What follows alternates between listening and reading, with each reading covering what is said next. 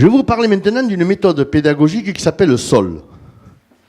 Simulation Open Learning.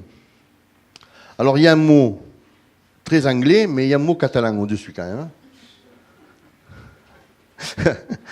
Non, mais c'est vrai, ça fait bien de mettre des mots anglais comme ça. On a plein de discours comme ça. Alors, SOL va permettre, c'est une méthode. Alors, on l'a expérimenté à Thuir, dernièrement. Dans le cadre de la formation d'adaptation de l'emploi des techniciens supérieurs hospitaliers qui s'est déroulée donc dernièrement au centre hospitalier de Thuir, une première expérimentation pédagogique a été réalisée le 14 mai dernier. Donc, c'est extrêmement récent. Alors, ce dispositif innovant, voilà, donc en fait, on va conjuguer le jeu de rôle et le serious game fonctionnant avec la réalité virtuelle. Donc, on a conjugué plusieurs méthodes pédagogiques pour obtenir résultat. Alors, SOL est une technique de simulation. Alors, vous savez, par exemple, quand un pilote d'avion rentre dans un simulateur, donc il apprend à faire piloter son avion. Il ne risque pas grand-chose. Donc, nous, on a essayé d'aller un peu plus loin. On a créé une simulation de contexte, de situation. C'est-à-dire qu'on peut refabriquer des situations d'apprentissage. Alors, pour expliquer le sérieux de la méthode, nous avons donc une approche biavoriste. Donc, qui s'oppose un peu au cognitivisme, mais bon, on ne va pas rentrer dans le détail. Donc, on place l'apprenant dans une stratégie d'essai et d'erreur et de renforcement positif fréquent. C'est-à-dire que l'apprenant essaye. Il a le droit de se tromper. Dans une pédagogie directive, je ne pense pas qu'il ait le droit de se tromper. Donc là, il a le droit de se tromper. On a une approche humaniste, Rogers. Alors lui, qu'est-ce qu'il va faire? Donc, on va voir que c'est lui-même l'apprenant qui va pouvoir s'évaluer. Et lui-même va découvrir va apprendre même de ses collègues qui sont tout autour. Piaget, pourquoi? Parce que le savoir ne se transmet pas, il se construit. Donc c'est l'apprenant lui-même qui va construire son savoir avec ses collègues et dans la situation dans laquelle on l'a plongé. Alors on va mettre en place un débriefing, parce que cette situation, il va falloir qu'on en parle. Et cette notion de débriefing va servir de co-évaluation. On va mettre en place l'autoscopie, parce que là c'est important de se voir pour pouvoir se juger. Ce n'est pas un stylo rouge, ni l'humeur d'un professeur qui va juger l'évaluation. Vous connaissez tous les notes. C'est une science qui s'appelle la docimologie. Et ce n'est pas évident parce que voilà, c'est très subjectif. Bien. Le SOL est également un dispositif de formation issu d'une ingénierie éducative, c'est-à-dire de la pédagogie active. Donc on va retrouver Skinner, Coussinet, donc pédagogie de groupe, la pédagogie de contrat, pédagogie de projet, pédagogie de recherche et l'inductivité pédagogique. Alors l'inductivité pédagogique, il s'agit de créer des situations qui induisent un comportement. Nous sommes chez Skinner, plus ou moins. Et donc, cette réaction est un construit, c'est-à-dire que l'individu, en fonction des éléments qu'il a tout autour de lui, va fabriquer un comportement éducatif, il va s'adapter à la situation qu'il va rencontrer. Alors, on va utiliser le jeu de rôle pour essayer d'augmenter la notion d'investissement de l'apprenant. L'apprenant, il est obligé de puiser dans son vécu et dans son imaginaire pour créer un rôle d'acteur qui puise à la fois dans son vécu et son imaginaire pour créer un rôle. Donc là, c'est la motivation qu'on va faire, l'investissement. Quant à la motivation, on va la faire par le jeu. Le fait d'appartenir à un groupe, on est sécurisé. Donc Maslow donne une définition assez intéressante de la motivation. Alors, le débriefing va permettre la rétroaction des individus, la mémorisation de ce qu'ils ont vécu. Nous ajoutons le serious gaming, c'est-à-dire le serious gaming va consister à enlever le jeu, mettre le jeu en relation avec le débriefing, c'est-à-dire qu'un jeu qui est fait pour s'amuser va devenir un jeu sérieux parce qu'il y a un système d'évaluation. Donc la relation avec, voilà, elle est uniquement avec le serious gaming. Et on va mettre le jeu de rôle et le jeu vidéo dans un champ de réalité virtuelle pour augmenter les effets. Et c'est ce que nous avons fait à Thuir dernièrement, lors d'une expérience. Alors vous voyez, la réalité virtuelle a pour objet d'augmenter de manière significative les aspects de motivation, d'investissement des apprenants. Voilà, ici, nous avons... Alors, le 24 mars, on a fait un premier essai avec certaines personnes qui nous ont donné un coup de main pour pouvoir expérimenter le dispositif. Parce qu'avant de le faire en réalité, donc à l'hôpital, il a fallu qu'on expérimente le dispositif pédagogique. Faire une classe, c'est pas faire n'importe quoi avec n'importe qui. C'est quelque chose d'important et sérieux. Si ça n'avait pas marché, on aurait arrêté. Donc on a des personnes ici, et je dois également remercier la mairie de Bages qui nous ont prêté les installations, parce qu'on a fait ça un peu en secret. Et puis voilà, donc nous sommes arrivés au 14 mai à Thuir, et nous avons les stagiaires qui ont accepté de subir cette situation. Et je dois quand même remercier de manière importante Mina Misetti, qui est ici d'ailleurs, qui est la directrice du centre, Carole Glaise et Jean-Marc Bataillé, parce que sans eux, cette expérience n'aurait pas pu se dérouler. Alors, je ne savais pas que, je l'ai découvert tout à l'heure, hein, je ne savais pas que de mes stagiaires étaient là. Donc, comme elle est là, enfin, il y en a deux. Il y a Christophe et Sylvie. Bon, merci d'être venus. Donc, je ne sais pas si vous voulez peut-être mieux que moi, parce que moi, je peux dire ce que je veux là-bas. Je vais vous passer le micro. Vous, en tant que stagiaire, je pense que vous pouvez dire ce que vous avez vécu. D'accord ? Allez, Sylvie. Oui, bonjour. Donc, moi, je suis technicien hospitalier à l'hôpital de Perpignan, hein, service restauration. Donc, on fait cette formation depuis quelques mois et la partie avec Epistème était toute nouvelle puisque c'était une nouvelle technologie avec la réalité virtuelle. Donc, ma génération et celle de mes collègues, on n'avait jamais vu de casque, rien du tout. Et déjà, il y avait cette appréhension. Bon, on a joué le jeu. Et finalement, on s'est tous, et je parle pour moi surtout, révélés très agréablement surpris parce qu'on se voit pas. C'est-à-dire que on voit comment on est dans notre quotidien. On essaye par des formations de voir un peu, de s'améliorer pour faire passer les consignes, voilà, parce que nous, on gère quand même pas mal de personnel. Mais on pense toujours, enfin, pour ma part, donc, moi je me dis, je suis toujours quelqu'un qui gère, qui fait le maximum. Et là, dans cette situation-là, je me suis retrouvée, vous verrez tout à l'heure peut-être des photos, avec un casque, avec un explosif devant moi, et à devoir faire confiance aux autres. Donc, des gens qu'on ne connaît pas forcément, avec qui ça fait 4 mois qu'on fait la formation, mais dans d'autres thèmes.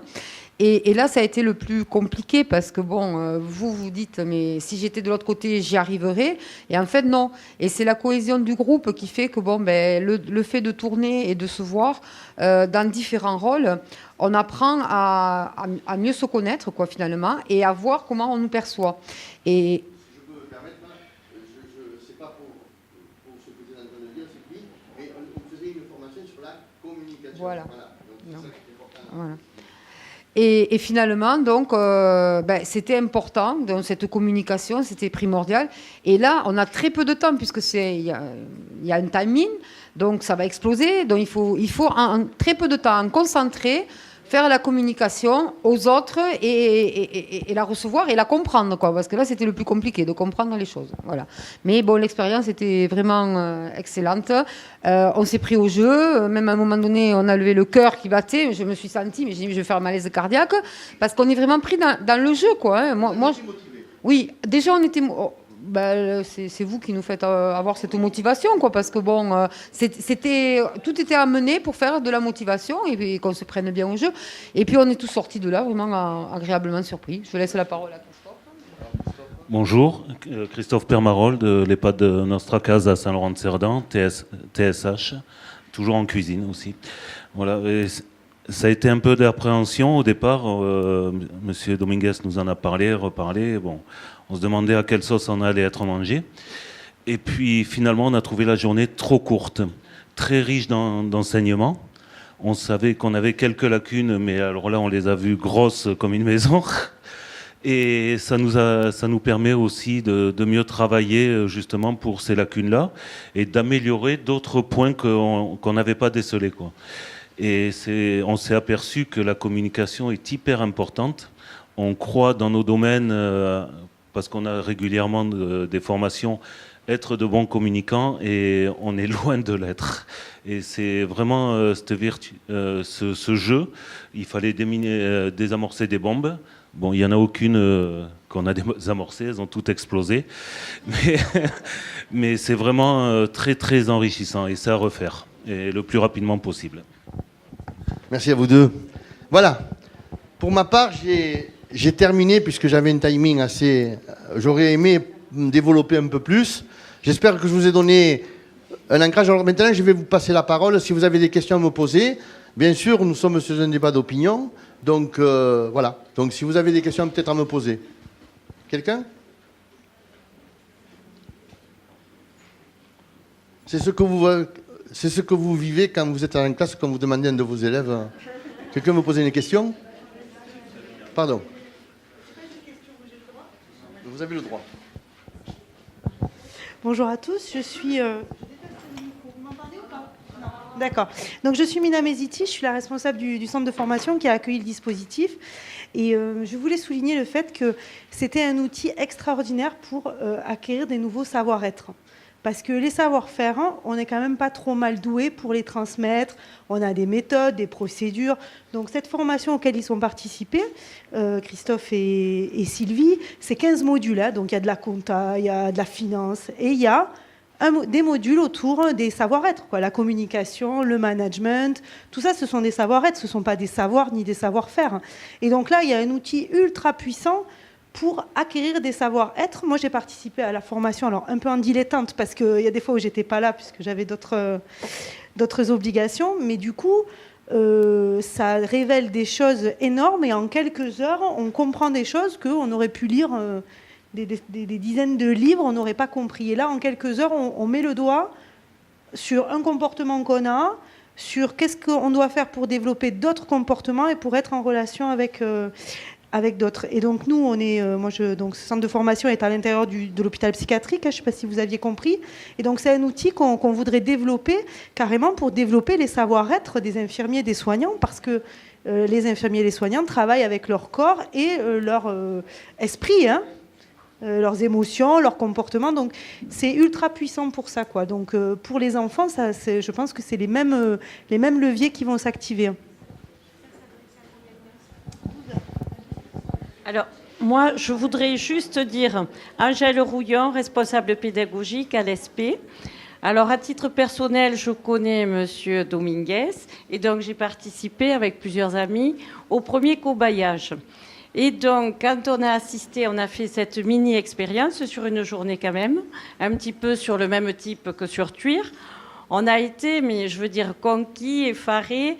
Alors, ce qui était super intéressant, c'est qu'il y avait des jeunes qui étaient très habitués aux nouvelles technologies, au numérique, au casque, à la réalité virtuelle.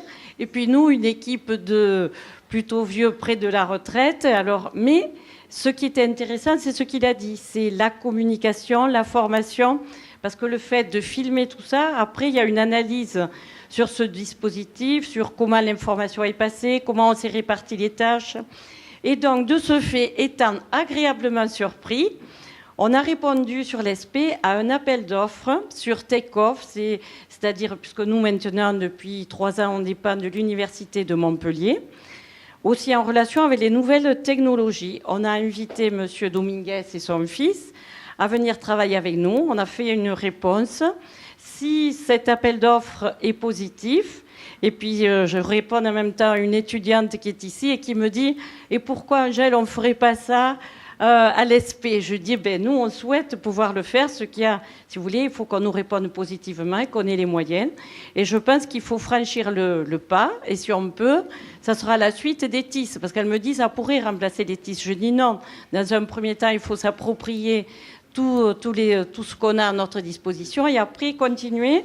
Mais je pense que pour justement regarder des jeunes stagiaires qui sont en classe, les aider à se voir, s'analyser, s'autocritiquer, je pense que ça serait un super document, une super formation. Voilà.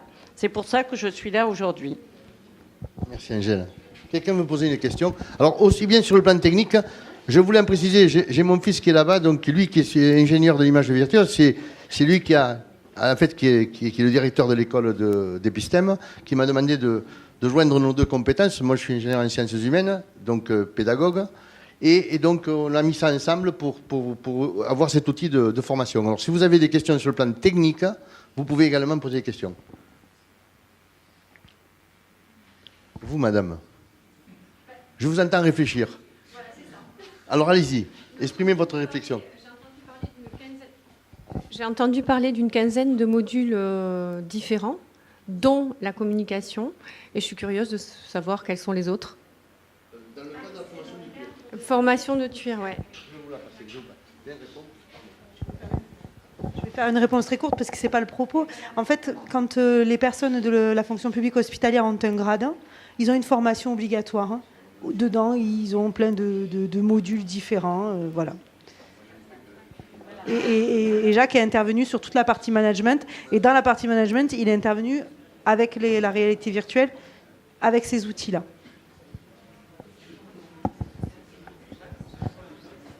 Quelqu'un veut poser une question? Oui. Quel était le lien alors avec l'école? Je voulais savoir ce que vous mettez en place pour les écoles. D'accord. À la fin de la séance, vous aurez sur la table, je vais vous passer des documents là, vous pourrez prendre des plaquettes du centre de formation. Donc en fait, notre centre de formation, parce qu'il est tout récent, donc il va monter une filière pour les formations des nouveaux métiers émergents dans le numérique, concepteur e-learning, donc. Et également, pour permettre pour les formateurs d'entreprises, parce que vous savez que les entreprises maintenant de plus en plus ont leur propre centre de formation, donc pour pouvoir former, parce qu'aujourd'hui, malheureusement, c'est que tout le monde est formateur, c'est-à-dire il suffit de maîtriser une technique pour devenir enseignant, et c'est quand même assez délicat. Alors voilà, donc on a créé donc aussi une partie de formation continue pour permettre à ces formateurs d'avoir un bagage d'enseignants, de la véritable pédagogie. Et puis, pour ceux qui veulent, parce que le problème aussi des enseignants, c'est qu'ils sont un peu durs, ils sont à changer leur méthode, c'est quelque chose d'un peu difficile. Donc, c'est de leur permettre, pour ceux qui veulent, de venir dans les nouvelles technologies, et ce sont des modules courts d'ailleurs, de formation courte, pour pouvoir appréhender un tableau interactif, une caméra, ou pourquoi pas par exemple, même un serious game, par exemple. Donc comment aussi articuler dans une séquence pédagogique l'ensemble de ces technologies. Et ça, c'est vulgariser cette approche, parce que si on ne fait pas ça, c'est l'industrie qui va s'occuper de le faire à votre place. Voilà, donc voilà ce que nous faisons. Oui. Oui, aussi. Donc, ils vont accéder au casque virtuel. Nous, on a une partie ingénierie pédagogique où on fabriquera des cours. On va fabriquer des cours, des serious games aussi, pour les centres qui seront intéressés. Voilà. Tenez, madame, je vous amène un micro. Concrètement, vous avez fait quoi?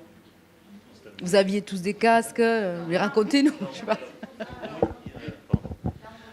Alors, il y avait...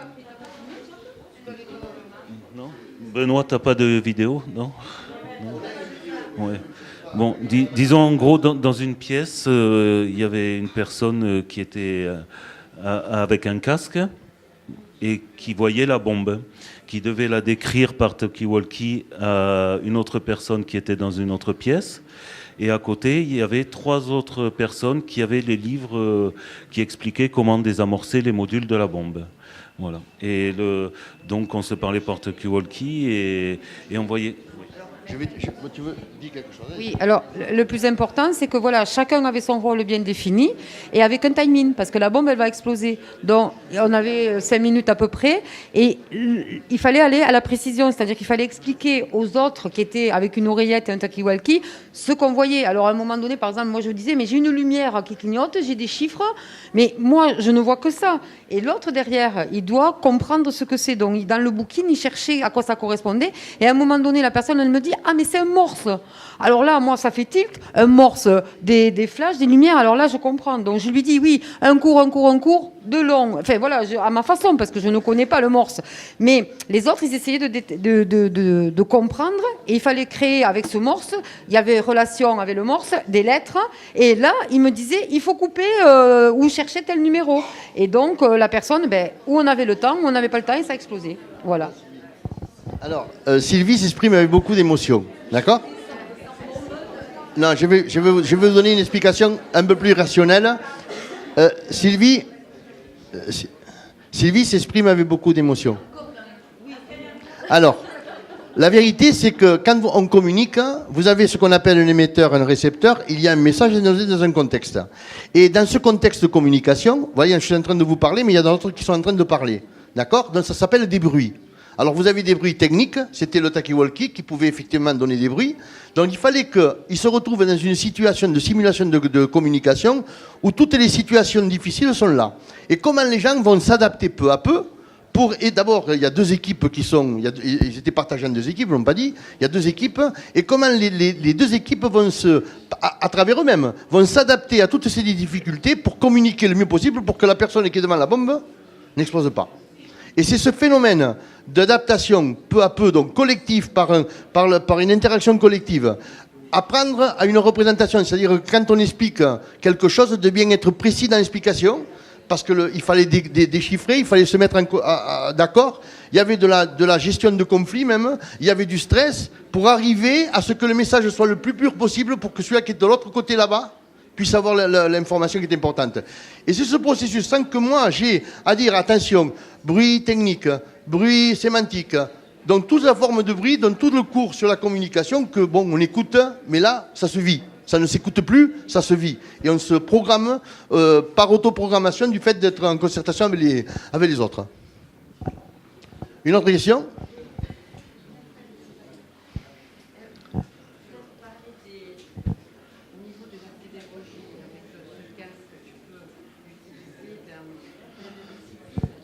La pédagogie. Alors, en fait, tu me parles du transfert de.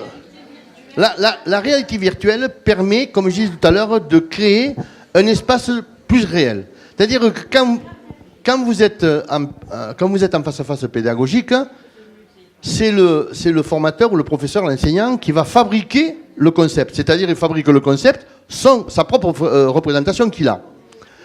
Et c'est cette explication qu'il doit faire pour permettre à son apprenant de lui-même se faire cette même représentation. On a ce qu'on appelle de la distorsion. Le mieux, c'est de créer un espace virtuel, c'est-à-dire créer quelque chose d'artificiel, mais qui soit le plus près de la réalité. Auquel cas, l'apprenant est en immersion complète, se retrouve avec tous les éléments de représentation, c'est lui qui se fait sa propre représentation de ces éléments-là. À partir de là, de manière cognitive, il va pouvoir entrer en relation avec ces éléments et aller vers une démarche d'adaptation. De toute façon, dites-vous que l'homme s'est adapté constamment dans les situations. Hein. Autre chose aussi, hein, c'est une erreur que nous faisons souvent. Si je vous demande quel est le plus intelligent de parmi nous, là, c'est moi. C'est toi qui me dis ça? T'as envie de boire un coup, quoi? Bon, alors, le problème, c'est que 90 ou 95% des individus, nous avons le même niveau d'intelligence. Ça veut dire que dans une salle de cours, vous pouvez avoir des enfants qui peuvent avoir même un meilleur coefficient intellectuel que vous-même. Donc, déjà, on est fait pour s'adapter. Skyner l'avait déjà adapté. Oui? Je voudrais faire un commentaire sur les applications parce que c'est ça la question que j'entends derrière. Quelle est l'application?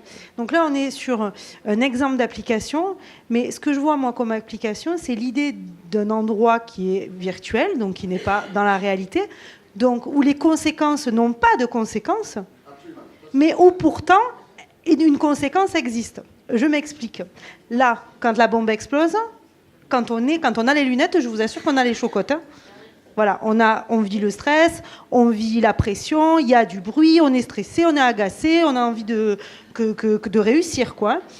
Et pourtant, quand on rate, ben, c'est pas grave, parce qu'on enlève le casque et il se passe rien. Nous, à l'hôpital de Tuire, par exemple, on y voit, vu qu'on est sur l'apprentissage des savoir-être et que soigner, c'est savoir-être, on y voit un espace dans lequel les soignants pourraient apprendre des nouveaux savoir-être en voyant la conséquence de leurs erreurs ou de leurs réussites, sans avoir à le tester directement sur le patient.